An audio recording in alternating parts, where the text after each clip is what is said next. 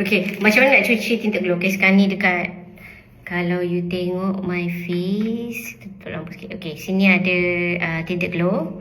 Tinted glow saja. I ada pakai sikit bedak afterwards. Tapi I tak pakai eyebrow ke mascara semua, I tak pakai. So you boleh guna je kita punya detox cleanser kalau you bawa ni pergi office, or if you dekat mana-mana lah you travel ke apa-apa, you memang tak bawa micellar water ke, cleansing oil ke, cleansing balm ke, or makeup wipes, you can use a cleanser and then macam biasalah emulsify. Okay, cuci.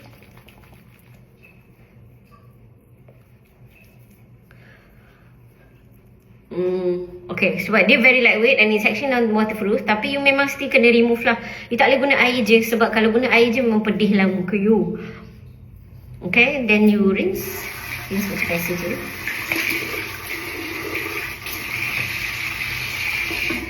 Okay, and then you tengok. Ya Allah, basah habis. Tengok. Kalau you pergi mall ke apa kan, mesti akan ada tisu. Okay, so so ada sikit residue kat situ.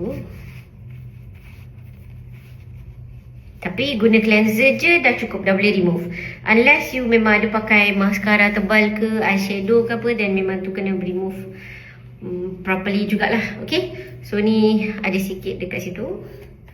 And then you test with another clean tissue. Okay, dah tak ada dah. Dah azan dah pun. Okay, so dah tak ada. So this is clean and you boleh ambil wuduk macam biasa. Okay.